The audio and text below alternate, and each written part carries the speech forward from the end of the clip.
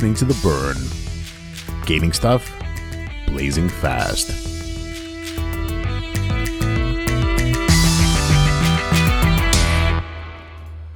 Welcome to a new episode of The Burn, a podcast about gaming done blazing fast. I'm Aviv Manoach. And I am Omer Kaplan. Hey, hi, hello. Hey, hi, hello. How are you doing? It's pretty good. It's a new day. I'm recording from my new apartment. So Woo, yeah, everything's pretty cool. congratulations. Thank you. We made it, and we migrated the internet, migrated the 1,000 bills I had to migrate. Also migrated my stuff, which is nice. The most important thing, will you get lobsters in your new apartment?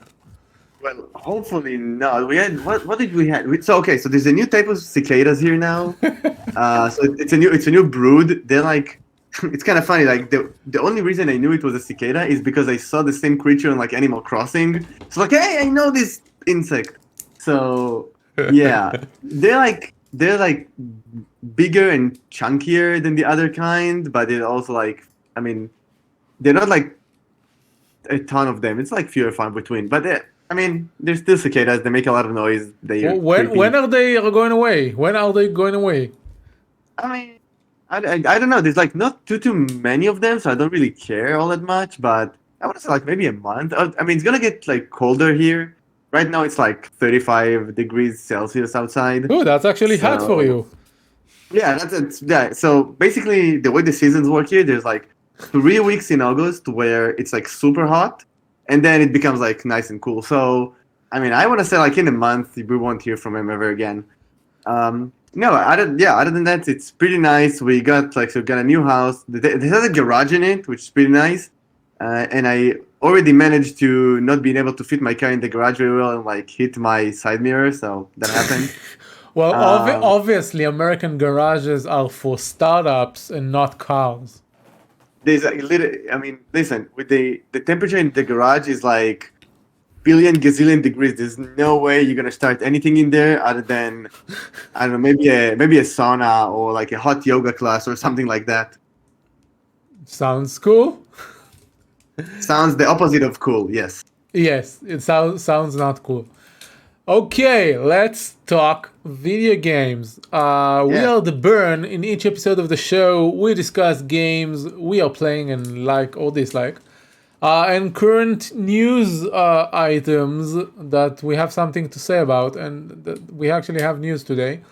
You can listen to the episode on the website, theburn.live. You can find all of our past episodes there, as well as all the ways you can subscribe in your favorite listening app. And you can also follow on Twitch, twitch.tv/icel.me for when I do live streaming. Before we start with the games, this week I gave a talk for my colleagues at Stream Elements. From time to time we do sessions that are called creative talks, and usually people talk about creative things.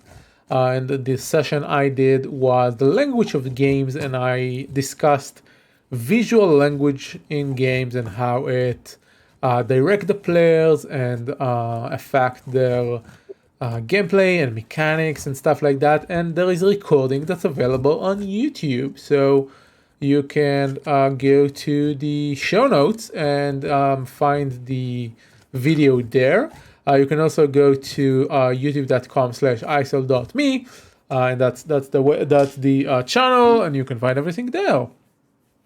You also had a nice gaming evening with your friends at work playing like League of Legends, which is kind of cool. Right, that's true. I forgot about that. So yeah, the community team in Stream Elements started doing regular live streams. The channel is twitch.tv/streamelementshq. 2 weeks ago, we did Gartic Phone.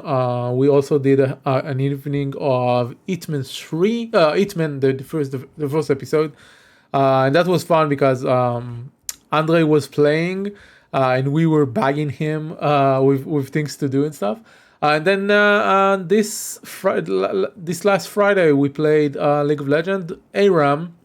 And it was a mix of people that some of them played League of Legends specifically. Some of them, like me, played a lot of other MOBA, but not specifically League. So I knew what to do, but not the specific champions. And then we had... Your thresh was pretty good. What? Your thresh was half good. Yeah, that's because the thresh acts the same as the same character in Heroes and the same character in Dota. You have a character with a hook that pulls people. That's a mechanic I know. Yes. I don't usually play those characters, but in ARAM it's random, so I did. Yeah, Thresh is. I think it's considered like one of the harder like champions to play. He is like super complex, but he was pretty good. Yeah, I have experience from past Yeah. past MOBAs. So we also had one person on the team that didn't know anything about MOBAs at all. We needed to explain to her all of the rules and stuff. But on the other hand, we have former Riot employees in Stream Elements now, so they played with us, and it was fun. It was fun. Yeah. And you watched. Yes, I watched. Like I have watched. I have did like half work, half watching. But it was fun. All right, talk to me about your game. I'm excited. I have like tons of questions. Okay, good. Game of the show is the Ascent, which I played via the PC, Xbox Game Pass. The Ascent is a cyberpunk, sci-fi, ARPG, twin stick shooter kind of a thing. You are in a super giant space station arcology where millions of people live, and there's like a hierarchy system between the levels. The lower you are, the worse you're off. And you are playing an indent, someone that has sold his life, their life, because you can be whatever gender you want in this cyberpunk universe, and you can switch freely between them. And you sold games? What?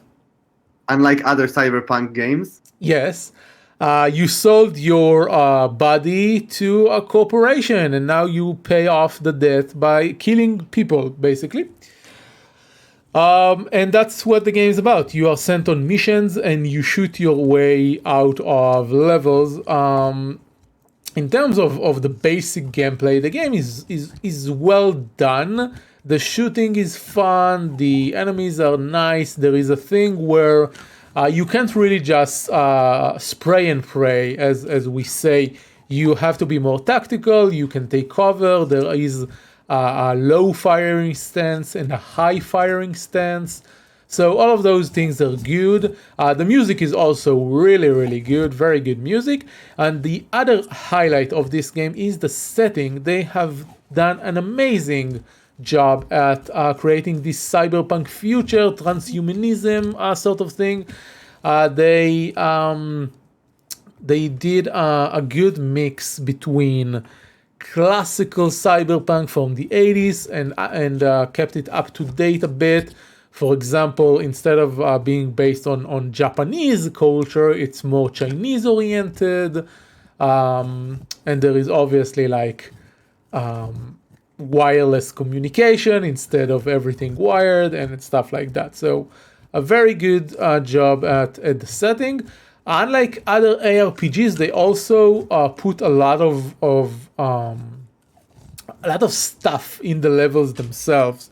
In most ARPGs like Diablo 3 or Path of Exile or things like that, the levels are kind of empty except for you and the enemies. And in the Ascent, the levels have people in them. You are going through levels that have actual people that live there, and there are some enemies, and you shoot the enemies. And from time to time, you also kill innocent people because, like, you're shooting wildly in an open street. At some point in the game, your debt is moved from one corporation to another, and they start chastising you about killing innocent people. So that's funny. I think from a setting perspective, it really reminds me of like the Shadowrun games. Obviously, Shadowrun is hardcore cyberpunk. Only Shadowrun has a bit of a fantasy thrown into it as well. Yeah, you have like your elves and your but like the level of design. I mean, if I compared it to, I guess other like more 80s like cyberpunk, like even like Conglomerate 451 or even Cyberpunk 2077, it's like it's less bright. It's more like grimy and dark, and Yes. everything is like falling apart kind of thing. It's a lot more cyberpunk. Yes, it's not like your classic narrative. Exactly. Yeah, how's the gameplay though? Because like that's the problem with the game. it looks amazing until you said it's a dual stick shooter. I was like, oh, it's so close. No, the basic gameplay is good. The problem is not the basic gameplay. The problem is with them trying to do an ARPG and failing miserably. And basically, the player doesn't have any meaningful choices. It takes about 5 hours before you get actually interesting abilities. For example, every upgrade is linear. There is no decisions at all. For example, the player has a cyber deck that allows you to hack into doors and crates and vending machines and stuff like that. But the upgrades to this cyber deck are in specific points in the story. You don't get to decide, okay, I want to upgrade my cyber deck on instead of taking something else. It's just part of the story. Oh, there is a door here that it's cyber deck level 2. I can't open it. I will do a few missions. Okay, now I can open it because the game decided that I can. So it's totally linear. It's not even a Metroidvania kind of thing where you are lacking abilities that will open new areas. This is just it's at one point in the game the door is closed, and then another point of the game the door is open. That's it. Nothing interesting there. So there's no class. There's no classes. There's no classes. There's no way to even distinguish your character. There are some types of guns, but I didn't find them very interesting. Immediately when you start getting machine guns, you will switch to machine guns. There are a few heavy weapons that are interesting and may have specific uses. There is a Gatling gun, there is a flamethrower kind of thing. I tried them. I found them not as good as the normal weapon, so I didn't use them at all. And that's the same thing with the only meaningful decision is about the energy abilities you get, the implants basically. At the beginning you and again it takes like 4 or 5 hours before you start getting interesting abilities, and the next like tier of abilities is also very far along. So you get an ability, you will stay with it for a few hours because you don't get anything interesting after that, and then you will get a new set of abilities and they will be just better. So you'll take them and then you will stay with them for another few hours. And then I stopped playing because, again, there is not. The game is fun. Like if it was an actual twin stick shooter, when you turn your head off and just go and blast your enemies, I will probably kind of like Darksiders Genesis, pretty much. No, that's the opposite. Is that the opposite? Yes. So that's what I like about it. Is that like the combat part in Darksiders Genesis is actually pretty good. Yes, that's the point. I'll get to that in a minute. So if the Ascent was just we are a twin stick shooter, we throw away all the upgrading and the items and the whatever and just be a twin stick shooter, that will probably hold me up for a longer amount of time. But because they try to be an ARPG, it just stopped being fun. So I stopped playing it. And then I moved to Darksiders Genesis. Darksiders Genesis share a bunch with this game, mainly because you have Strife as one of the characters. And those who don't know, Darksiders Genesis is the fourth Darksiders game where you play the horse people, because one of them is a woman, horse people of the apocalypse. It's also made by Airship Syndicate, which is The probably same one of my company favorite that studios. made Battle Chasers Night War. Yes. New League of Legends game coming soon, TM. Right, and they are also making like Battle Chasers, only League of Legends. Yes. They are placing themselves as the franchise game studio. Give them a Yes. franchise, and they make a game out of it. Yeah, but they have like this unique art style and gameplay, which is, Yes. it just carries out throughout their games, which is very. Yes, I mean, I didn't know it was them, but as soon as I saw the art style, I was like, I've seen this art style somewhere, and then I just like Googled that, and it was them. I don't know. I didn't see the similarities between Darksiders Genesis and Battle Chasers. Battle Chasers draw. It's in the dialogues and the drawings. Maybe because Battle Chasers take the art style from the comics Battle Chasers. And then Darksiders is not really like it's not. Every one of the Darksiders game has been different, so you can't even say there is a common style between them. Oh. So in Darksiders Genesis, we play two characters, War and Strife. War is the normal heavy melee characters, a bit like barbarians in Diablo, and Strife is an interesting gunslinger characters akin to a combination between the Demon Hunter and the Wizard from Diablo. So basically, Cade 6 from Destiny, just like more fluid. Just like Sure. as soon as I started playing this game, and you start with Strife as your main character, I was like, oh, you get to play Cade 6 just with two guns, and they have like the same attitude about him. So I was like, oh, that's pretty neat. They look like half the same. Yeah, so because you play Strife, if you want to, and you are focused on long-range shooting, it's very similar to the Ascent, only it's done a lot better.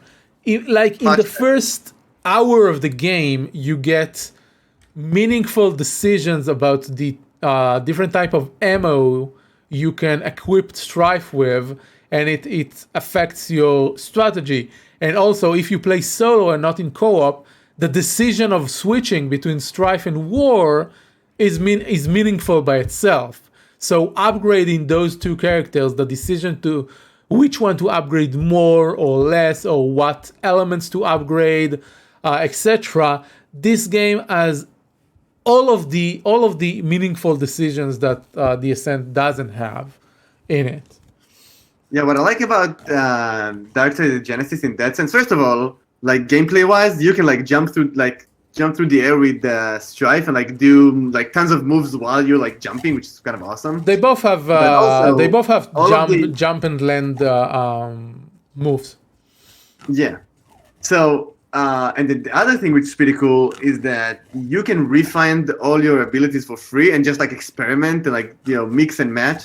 So like that. I actually haven't found that. Nothing like too unforgiving. I actually didn't see where you do that. Oh, you mean the creature calls?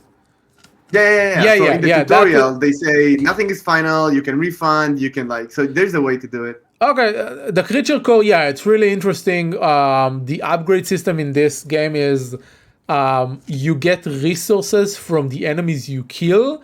And the more you kill an enemy, the higher level of resources you get. And that also is true for bosses. There are specific boss score you can get, and then you can go and kill them a few times to get more boss scores, and that's really fun. Now, one of the interesting things about Darksiders Genesis is that they made an ARPG with the top-down camera perspective and the mouse clicking to attack and stuff, but they also put into it mechanics from third-person action-adventure games like platforming and jumping and jump moves, and then there is a bunch of Metroidvania elements in this game, and it's really well made. It's really polished. The Ascent has a bunch of bugs. We can't judge the game on the bugs because the Ascent just came out and Darksiders Genesis is like 3 years old. But still, very polished game, very fun. I like it a lot. I like it. The levels are not too long. There is a bunch of things to explore and find out. Some of the abilities for the characters you only get if you explore. If you have Game Pass, check out the Ascent. It's not bad. You can enjoy it for a few hours, and it's not a bad game. It's just not all the way there. And just for the setting and the music and stuff, if you have Game Pass, worth a look. If you don't buy it for $40-50.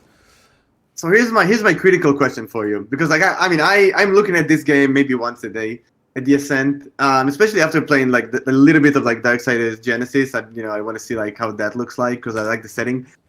Do you think this game, because it's a small team, will this game get better, or with some patches and like more content, or this is pretty much the game, and I'm gonna either enjoy it like in this state, or like if I wait a couple months, it's still gonna be roughly the same. I don't know what to tell you. I don't know those people that didn't do anything before that. Yeah, but do you think they're gonna change like some of the core concept of the Ascent, or just like gonna fix bugs and like what do you see? Don't know what to tell you. They can if they want. Like there is like all they have to do is two things. First, up the drop rate on basically everything in the first few hours. It's kind of the problem Diablo 3 has at the beginning that they fixed in the Diablo 2.0 patch or something like that. Mm-hmm. So same thing. You need to bring in the good gear at the beginning. Like you need to give more options early on. That's one thing. And the other thing is they need to delinear their upgrade system. Like the upgrade system is currently just put points in stats and in linear progression. They need to put stat limits on gear. So if I want to use the nice new grenade I got, maybe I need to increase my aim or whatever, right? So that will be a decision. I have a bunch of different gear options, and I need to upgrade my characters in order to get the gear that I want. That will be one way. And the other is to assign specific milestones to abilities. And then, for example, the cyber deck upgrade, you maybe put as a milestone on one of the stats, and that won't be like a story decision. It will be an actual player decision. So that's what they can do, I think, fairly easily. I don't know how it will affect the end game because I wouldn't get there anyway. Well, maybe after Pathfinder. Let's put it this way. Let's give it some time. Yes. But the whole progression and moving up level, like the setting looks incredible. I had a little bit of trouble getting used to the dual stick shooting, like kind of like controls of Darksiders Genesis. So I don't want to get myself necessarily involved in this one as well. But I'll give it some time.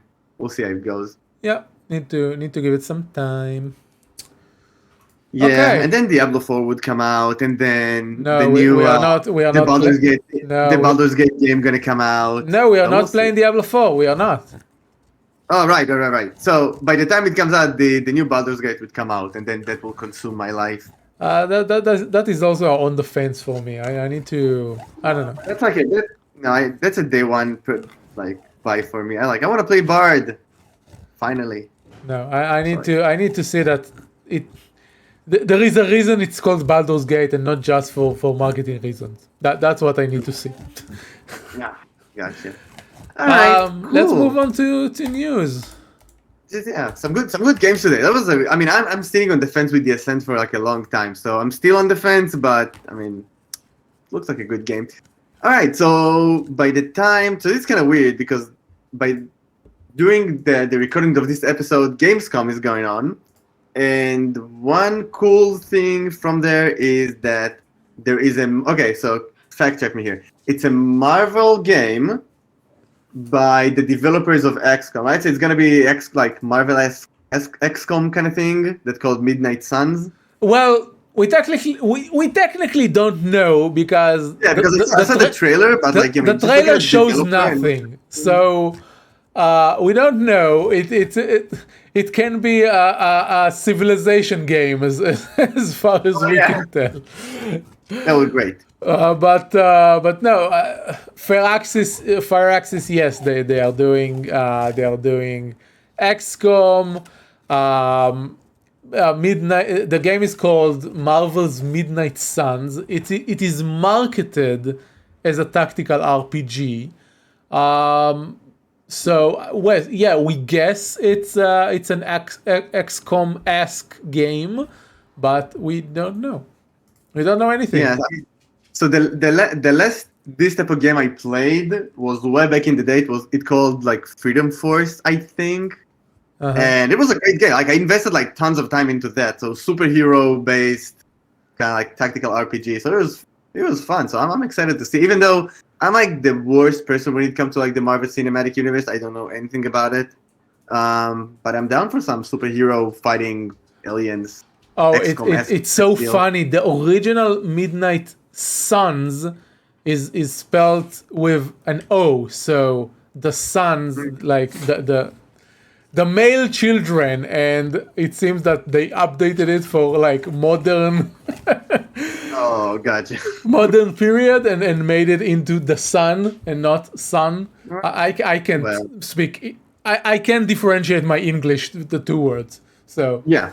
but I feel you. one is with a U and it's a star, and the other is with an O and it's a type of sibling. Listen, it took me, funny story, it took me at least a year to differentiate between the sandy part next to an ocean and the word that you don't want to say to people because it's a bad word. Yes, we discussed it, I think, in one of the episodes, and you told me that to say it with a long E. Yeah, you want to elongate the E. It's beach. Yes. Yeah. I don't know. It still doesn't sound right. When I say No, it, it's so not. I just don't. I I work the ocean side. in our work. We work with spreadsheets a lot, and that is also a tough word to say. Yeah. Also, I had summary and summary. So like, you know, the nice summary weather and like the document summary. Yes. So that took a while too. The conclusion. All right. So last piece of news is that some Wizards of the Coast, they have an initiative called Secret Lair, I think it is. Yeah. And it's basically Magic the Gathering editions that are like limited, very kind of like outlandish and like experimental, and like they're limited editions. So they announced, I think it was last week, that they're going to market a limited set of Magic the Gathering, which is a crossover between, so they're going to have one edition for Street Fighter, one edition for Lord of the Rings, and one edition for Fortnite. And then I'm looking at it, and I mean, listen, I'm a very pragmatic person. I mean, I love Magic the Gathering. I like the rule set. I play it to this day. And part of me said, well, that's great. That's wonderful. I hope as many people as possible are going to get exposed to it. Maybe you want to play it more. But then some small other side of me cringed a little bit. And I'm sure the community, the Magic the Gathering community, will take this news in a very level-headed and polite and encouraging way. So, but that's happening, and that's an exciting thing. So we'll see. Sure, I guess for Magic the Gathering Arena, no, that's normal Magic the Gathering. Like that's the tabletop or the arena. I think it's the tabletop. Also, so here's the thing. So Magic the Gathering Arena, so they have a new edition where it's like a crossover between Magic the Gathering and Dungeons and Dragons, which I mean, I took it with mixed feelings. I have to say, even though, like, listen, I'm not a purist. But I'm very open to it. The mechanics felt a little bit forced. There's like dungeon cards, and you go into a dungeon, and like it's not like, I don't know. It doesn't seem like the most seamless thing to do. But after playing it for, I don't know, like a few hours, it felt natural and fine.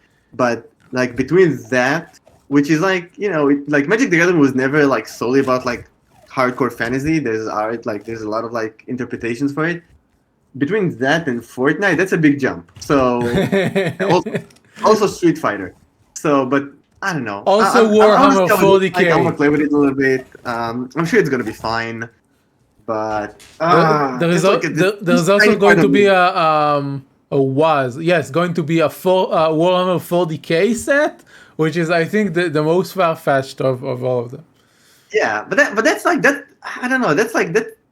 I can resonate. Fortnite is more far-fetched.